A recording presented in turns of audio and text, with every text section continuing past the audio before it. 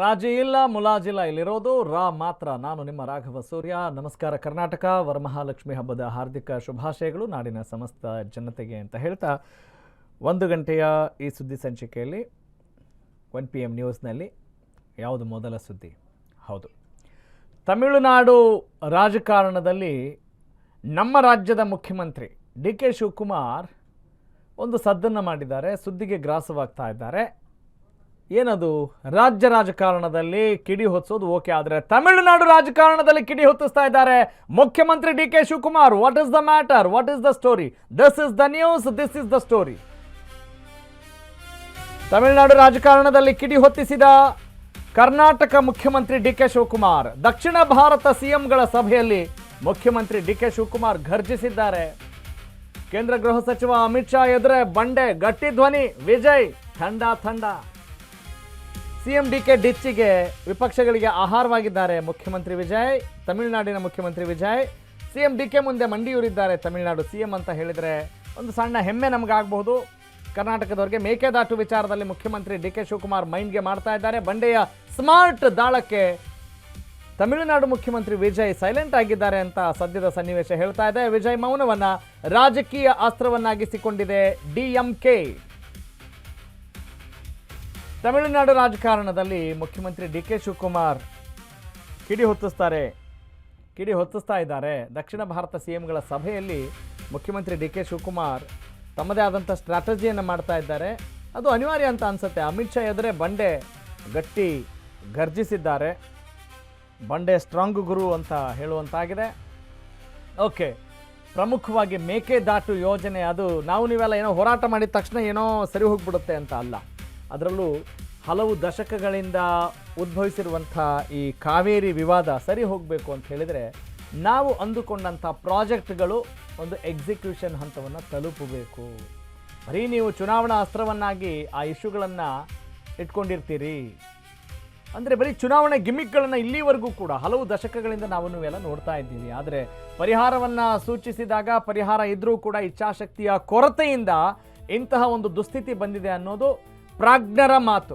Okay, ನೋಡೋಣ ಅದು history ಏನೇ ಆಗಿದ್ರೂ ಕೂಡ ನಾವು ವಾಸ್ತವದಲ್ಲಿ at this point of time present ಸಿಚುವೇಶನಲ್ಲಿ ಏನು ನಡೀತಾ ಇದೆ, ಏನು ಆಗಬೇಕಾಗಿದೆ ಅನ್ನುವ ಒಂದು ಗಮನಾರ್ಹ ಅಂಶ ನಮ್ಮೆಲ್ಲರಿಗೂ ಕೂಡ ಬಹಳ ಇಂಪಾರ್ಟೆಂಟು ಅಂತ ಹೇಳ್ತಾ ಇದೇ ವಿಚಾರಕ್ಕೆ ಸಂಬಂಧಪಟ್ಟ ಹಾಗೆ ನಾವು let's moving on to the next update. ದಕ್ಷಿಣ ಭಾರತ ಮುಖ್ಯಮಂತ್ರಿಗಳ ಈ ಒಂದು ಸಭೆಯಲ್ಲಿ DK ಶಿವಕುಮಾರ್ ಖಡಕ್ ಆಗಿ ಮಾತನಾಡಿದ್ದಾರೆ. ಏನ್ರಿ ಮಾತಾಡಿದ್ದಾರೆ? ತಮಿಳುನಾಡಿನ ಮಹಾಬಲಿಪುರಂನಲ್ಲಿ ನಡೆದಂತಹ ದಕ್ಷಿಣ ರಾಜ್ಯಗಳ ಮುಖ್ಯಮಂತ್ರಿಗಳ ಸಭೆ ಏರ್ಪಾಡಾಗಿತ್ತು. ಆ ಸಭೆಯಲ್ಲಿ ಮೇಕೆದಾಟು ವಿಚಾರದಲ್ಲಿ ಕರುನಾಡ ಪರ, ಕನ್ನಡಿಗರ ಪರ, ಕರ್ನಾಟಕದ ಪರ DK ಶಿವಕುಮಾರ್ ಗಟ್ಟಿ ಧ್ವನಿಯನ್ನು ಇಲ್ಲಿ ಘರ್ಜಿಸಿದ್ದಾರೆ. ಮೇಕೆದಾಟು ವಿಚಾರವಾಗಿ ಮುಖ್ಯಮಂತ್ರಿ DK ಶಿವಕುಮಾರ್ ಬಹಿರಂಗವಾಗಿ ಮಾತನಾಡಿದ್ದಾರೆ. ಓಪನ್ ಟಾಕ್ ಅಂತ ಹೇಳ್ತೀವಲ್ಲ, ಆ ಒಂದು ಓಪನ್ ಟಾಕ್ ಆಗಿದೆ. ಅಣೆಕಟ್ಟು ನಿರ್ಮಾಣದ ಸಾಧಕ ಬಾಧಕಗಳನ್ನು ಬಿಚ್ಚಿಟ್ಟಿದ್ದಾರೆ ಮುಖ್ಯಮಂತ್ರಿ DK ಶಿವಕುಮಾರ್. DK ಅಬ್ಬರಿಸ್ತಾ ಇದ್ರೆ ಸುಮ್ಮನೆ ಸೈಲೆಂಟಾಗಿ ಮುಖ್ಯಮಂತ್ರಿ ವಿಜಯ್, ತಮಿಳುನಾಡಿನ ವಿಜಯ್, ಎಂಥ ವಿಜಯ್? ದಳಪತಿ ವಿಜಯ್ ಅಲ್ವೇ, ಜೋಸೆಫ್ ವಿಜಯ್, ಅವರು ಸೈಲೆಂಟಾಗಿ ನೋಡ್ತಾ ಕೂತ್ಕೊಂಡಿದ್ರಂತೆ. ಹಂಗಿದೆ, ವಿಜಯ್ ಅವರ ವಿರುದ್ಧ ಅಭಿಯಾನವನ್ನೇ ಆರಂಭಿಸ್ದಂಗೆ ಕಾಣ್ತಾ ಇದೆ ಮುಖ್ಯಮಂತ್ರಿ DK ಶಿವಕುಮಾರ್ ಅವರು. CM ವಿಜಯ್ ಅವರೇ, ನಿಮ್ಮ ನಿಲುವೇನು? DMK ಪ್ರಶ್ನೆ ಮಾಡ್ತಾ ಇದ್ರೆ, ಕರ್ನಾಟಕ CM ಮಾತನಾಡ್ತಾ ಇದ್ರೆ ನೀವು ಯಾಕ್ರಿ ಮೌನವಾಗಿದ್ದೀರಿ? Why are you so silent ಅನ್ನೋದನ್ನ ಹೇಳ್ತಾ ಇದ್ದಾರೆ.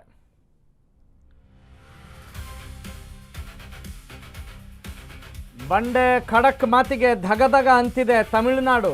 ಹೌದು, ಧಗಧಗ ಅನ್ನಲೇಬೇಕಾಗಿದೆ. ಯಾಕಂದರೆ ನಾವು ಎಷ್ಟು ದಿವಸಗಳಿಂದ, ಎಷ್ಟು ತಿಂಗಳುಗಳಿಂದ, ಎಷ್ಟು ವರ್ಷಗಳಿಂದ, ಎಷ್ಟು ದಶಕಗಳಿಂದ ನಾವ್ಯಾಕ್ರಿ ನಮ್ಮ ನೀರನ್ನು ನಮಗೆ ಕುಡಿಯೋಕ್ಕೆ ನೀರಿಗೆ ಒದ್ದಾಡ್ತಾ ಇರುವಾಗ ನೀವು ನಿಮ್ಮ ಬೆಳೆ ಬೆಳೆಯೋಕ್ಕೆ, ನಿಮ್ಮ ಬೆಳೆ ಬೇಯಿಸ್ಕೊಳ್ಳೋಕ್ಕೆ ನಾವು ಹೆಂಗ್ರಿ ಸಹಕಾರ ಕೊಡಬೇಕು? ನಾವು ಜಪುಂಡ್ರಲ್ಲ, ಬಹಳ ಏನೋ ಉದಾರಿಗಳು ಕರ್ನಾಟಕದವರು, ಕನ್ನಡದವರು ಅಂದರೆ ಅಲ್ವೇ? ಹಿಂಗಿರುವಾಗ ನಾವು ಯಾವಾಗ ಸದ್ದು ಮಾಡ್ತೀವಿ, ಪ್ರಶ್ನೆ ಮಾಡ್ತೀವಿ ಅಂತ ಹೇಳಿದರೆ ನಮಗೂ ಕೂಡ ಕುಡಿಯೋ ಕಷ್ಟ ಆದಾಗ, ನೀರಿಗೆ ತತ್ವಾರ ಎದುರಾದಾಗ, ಹತ್ವಾರ ಎದುರಾದಾಗ ಮಾತ್ರನೇ ನಾವು ಪ್ರತಿಭಟನೆ ಬಂದು ಗಿಂದು ಅಂತ ಹೇಳ್ತೀವಿ. ಆದರೂ ಕೂಡ ಎಲ್ಲಾದರೂ ನಿಲ್ಲಿಸಿದ್ದೀವ. ಕೋರ್ಟ್ ಆದೇಶಕ್ಕೆ ತಲೆಬಾಗಿ, ಅದರಲ್ಲೂ CWMA ಏನು ಹೇಳುತ್ತೋ, ಕಾವೇರಿ ನೀರಿನ ನಿರ್ವಹಣಾ ಮಂಡಳಿ ಏನು ಹೇಳತ್ತೋ ಅದನ್ನು ಶಿರಸಾವಹಿಸಿ ಪಾಲನೆ ಮಾಡ್ತಿದ್ದೀವ್ರಿ. ಆದರೂ ಕೂಡ ಖ್ಯಾತೆ ಮುಗಿತಾ ಇಲ್ಲ. ಹಾಗಾಗಿ ಒಂದು ಇತಿಶ್ರೀ ಹಾಡಲೇಬೇಕಾಗತ್ತೆ. ಅದರಲ್ಲೂ ಮೇಕೆದಾಟು ಯೋಜನೆಗೆ ಸಂಬಂಧಪಟ್ಟಾಗ ನೀವು ನೋಡಿರ್ಬೋದು, ಕಳೆದ ಬಾರಿಯ ಲೋಕಸಭಾ ಚುನಾವಣೆಯಲ್ಲೂ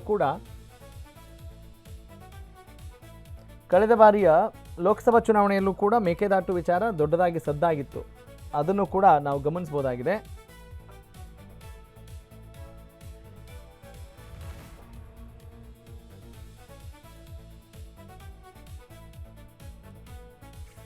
ಓಕೆ, ಎಸ್, ವೆಲ್, ಒಟ್ನಲ್ಲಿ ಹೊಸ ಮುಖ್ಯಮಂತ್ರಿ ಯಾರು ಅಲ್ಲ, ಇಲ್ಲಿ ಡಿ ಕೆ ಶಿವಕುಮಾರ್ ಹೊಸ ಮುಖ್ಯಮಂತ್ರಿಗಳೇ, ತಮಿಳುನಾಡಿನಲ್ಲಿ ವಿಜಯ್ ದಳಪತಿ ಕೂಡ ಹೊಸ ಮುಖ್ಯಮಂತ್ರಿಗಳೇ. ಆದರೆ ಮ್ಯಾಟ್ರೇನು ಅಂತ ಹೇಳಿದ್ರೆ, ನಾವು ಜೋಸೆಫ್ ವಿಜಯ್, ದಳಪತಿ ವಿಜಯ್ ಅಂತ ನೋಡ್ಕೊಂಡು ಬಂದಿದ್ದೀವಿ, ನಟ ಅಂತ ನೋಡ್ಕೊಂಡು ಬಂದಿದ್ದೀವಿ, ರಾಜಕಾರಣಿ ಅಂತ ನೋಡ್ಕೊಂಡು ಬಂದಿಲ್ಲ.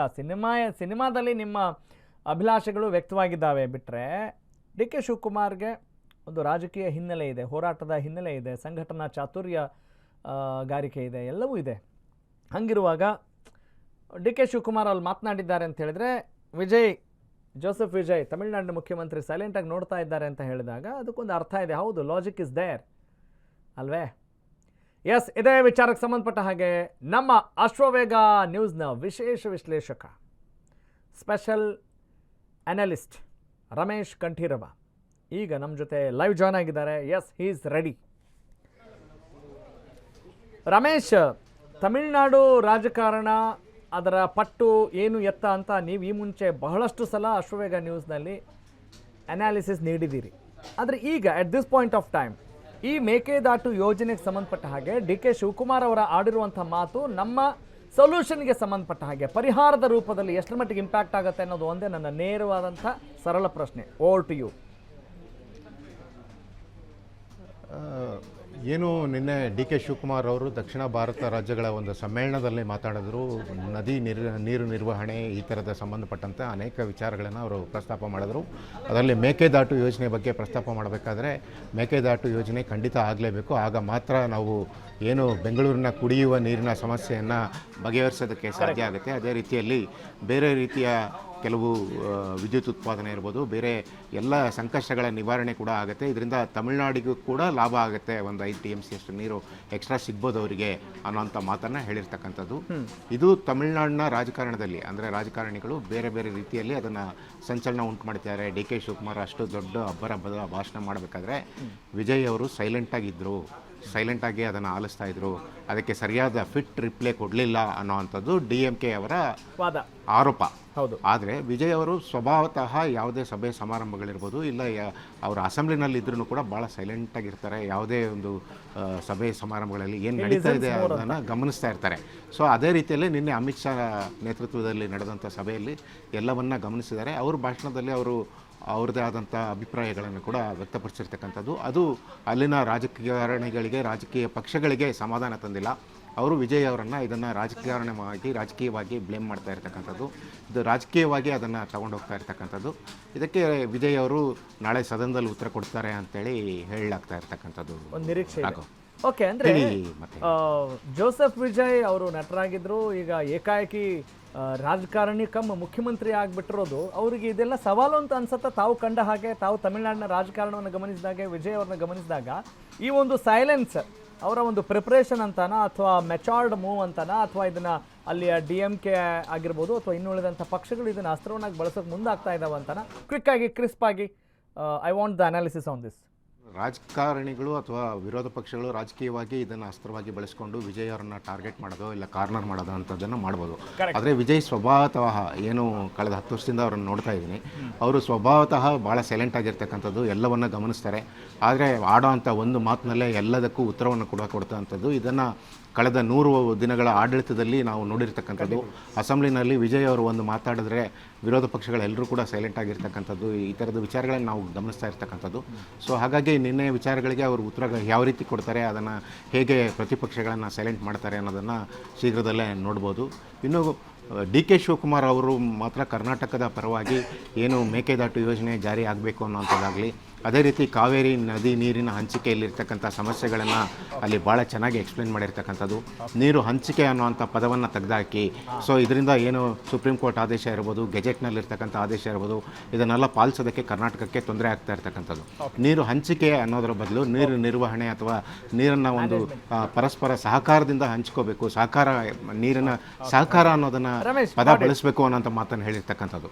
ಸೊ ಹಾಗಾಗಿ ಆ ವಿಚಾರ ಭಾಳ ದೊಡ್ಡ ಪ್ರಮಾಣದಲ್ಲಿ ಚರ್ಚೆ. Curiosity I am asking this question to you. ನೀವು ತಮಿಳುನಾಡಿನ ರಾಜಕಾರಣವನ್ನು ಬಹಳ ಕೂಲಂಕಷವಾಗಿ ವಿಮರ್ಶೆ ಮಾಡೋದ್ರಿಂದ, ಬಹಳಷ್ಟು ಅನುಭವ ಇರೋದ್ರಿಂದ ನಾನು ಕೇಳ್ತಾ ಇದ್ದೀನಿ, ತಮಿಳುನಾಡಿನ ಜನತೆಯ ವಾದ ಏನು, ಅವರ ಪರ್ಸ್ಪೆಕ್ಷನ್ ಏನು, ಅವರ ಒಂದು ಕಾಂಟೆಕ್ಸ್ಟ್ ಏನು? ಯಾಕಂದ್ರೆ ನಾವು ಈಗ ತುಂಬ ಹೋರಾಟ ಬಂದ್ಗಿಂದ ಅಂತೀವಿ, ನಮ್ಮ ಕುಡಿಯೋಕೆ ನೀರಿಲ್ಲ ಸ್ವಾಮಿ, ಇವರು ಬೇರೆ ಅದಕ್ಕೆ ನೀರು ಕೇಳ್ತಾರಲ್ಲ ಅಂತಿದ್ದೀವಿ.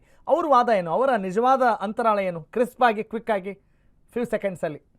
ಏನು ಅವರಿಗೆ ಸುಪ್ರೀಂ ಕೋರ್ಟ್ನಿಂದ ಬಂದಿರತಕ್ಕಂಥ ಆದೇಶ ಇರ್ಬೋದು, ಗೆಜೆಟ್ನಲ್ಲಿ ದಾಖಲಾಗಿರ್ತಕ್ಕಂಥ ಏನು ಇಷ್ಟು TMC ನೀರು ಬಿಡಬೇಕು ಕರ್ನಾಟಕದವರು, ಈ ಹಂತವಾಗಿ ಬಿಡಬೇಕು ಅನ್ನೋಂಥದ್ದು, ಆ ತಮಿಳುನಾಡಿನ ಪಾಲಿನ ನೀರನ್ನು ಸರಿಯಾಗಿ ಬಂದರೆ ಅವರಿಗೆ ಕೃಷಿ ಮಾಡೋದಕ್ಕೋ ಇಲ್ಲ ಅಲ್ಲಿನ ಕುಡಿಯೋ ನೀರಿನ ಸಮಸ್ಯೆಗಳನ್ನು ಬಗೆಹರಿಸ್ಕೊಳ್ಳೋದಕ್ಕೋ ಈಸಿ ಆಗುತ್ತೆ ಅನ್ನೋಂಥದ್ದು. ಬರ ಅಂತ ಬಂದಾಗ ಎರಡೂ ರಾಜ್ಯಕ್ಕೆ ಒಟ್ಟಾಗೆ ಬರೋಂಥದ್ದು. ಅಂಥ ಸಂದರ್ಭದಲ್ಲಿ ನೀರಿನ ನಿರ್ವಹಣೆಯನ್ನು ಸರಿ ಮಾಡಬೇಕು ಅಂತ ಈಗ ನೀವು ನೋಡಿರ್ಬೋದು, ಕಳೆದ 15 ದಿವಸದ ಹಿಂದೆ ಕರ್ನಾಟಕದಲ್ಲಿ ಏನೋ ಒಂದು ಆದೇಶ ಬಂತು, CWC ಒಂದು ಆದೇಶ ಕೊಟ್ಟರು, ನೀರನ್ನು ಬಿಡಬೇಕು, ಡೈಲಿ 1 TMC ನೀರು ಬಿಡಬೇಕು ಅಂತ ಆದೇಶ ಮಾಡಿದ್ರು. ಆ ಸಂದರ್ಭದಲ್ಲಿ ಸಂಕಷ್ಟದ ಸ್ಥಿತಿ ಕರ್ನಾಟಕಕ್ಕೆ ಹೋಯಿತು. ತಮಿಳುನಾಡಿನ ಜನ ಕೂಡ ನೀರಿಲ್ಲದೆ ಈ ಬಾರಿಯ ಕೃಷಿ ಮಾಡೋದಕ್ಕೆ ಅವಕಾಶ ಇಲ್ಲದೆ ಅಂತ ಪರಿಸ್ಥಿತಿಯಲ್ಲಿದ್ದರು. ಆದರೆ ದಿಢೀರಂತ ಮಳೆ ಬಂದಂತ ಏಕಾಏಕಿ ತಮಿಳುನಾಡಿಗೆ ಇಲ್ಲಿಂದ ನೀರು ಕೂಡ ಅದು ತಾನಾಗೆ ಈಗ ಅಲ್ಲಿ ಇದೇ ಪರಿಸ್ಥಿತಿ ಕರೆಕ್ಟ್. ಅವ್ರಿಗೆ ಅರ್ಥ ಮಾಡ್ಕೊಳ್ಳೋ ಸ್ಥಿತಿ ಇದೆಯಾ? ಪಾಪ ಕರ್ನಾಟಕದವ್ರು ಕುಡಿಯೋಕೆ ಒದ್ದಾಡ್ತಾ ಇದ್ದಾರೆ, ನಮಗೆ ಹೆಂಗೆ ಕೊಡ್ತಾರೆ ಅನ್ನೋ ಮನಸ್ಥಿತಿಯಲ್ಲಿ ಯಾರಾದರೂ ತಮಿಳಿಗರು ಇದ್ದಾರೆ ಅಂತ ನಿಮ್ಗೆ ಗಮನಕ್ಕೆ ಬಂದಿದೆಯಾ ಅನ್ನೋದು ನನ್ನ ನೇರವಾದ ಪ್ರಶ್ನೆ. One word answer from you. ಅವಶ್ಯಕತೆ ಇರ್ತಕ್ಕಂಥದ್ದು, ಅವರಿಗೂ ನೀರು ಬೇಕು, ನಮಗೂ ನೀರು ಬೇಕು, ಈ ಥರದ ಒಂದು ಪರಿಸ್ಥಿತಿ ಎಲ್ಲರಿಗೂ. ಸೊ ಅವ್ರ ಪಾಲಿನ ನೀರನ್ನ ಕೇಳೋದ್ರಲ್ಲಿ ಅವರ ಹಕ್ಕನ್ನು ಮಂಡಿಸ್ತಾರೆ. ಸೊ ಇಲ್ಲಿ ಕೂಡ ನೀರಿನ ಅವಶ್ಯಕತೆ ಇರ್ತಕ್ಕಂಥದ್ದು, ಇಲ್ಲಿ ನೀರಿಲ್ಲದೆ ಇದ್ದಾಗ ಅಲ್ಲಿಗೆ ಹೇಗೆ ನೀರು ಬಿಡುವಂಥದ್ದು ಅನ್ನೋಂಥದ್ದು ಕರ್ನಾಟಕದಲ್ಲಿ ಚರ್ಚೆ ಆಗ್ತಾ ಇರ್ತಕ್ಕಂಥ ವಿಚಾರ. ಸೊ ಆ ಸಂದರ್ಭದಲ್ಲಿ ಒಂದು ಪರಸ್ಪರ ಒಪ್ಪಂದದ ಮೂಲಕ ನೀರು ಹರಿಸಬೇಕು ಅನ್ನೋಂಥದ್ದು. Okay, thank you so much Ramesh Kanteerava.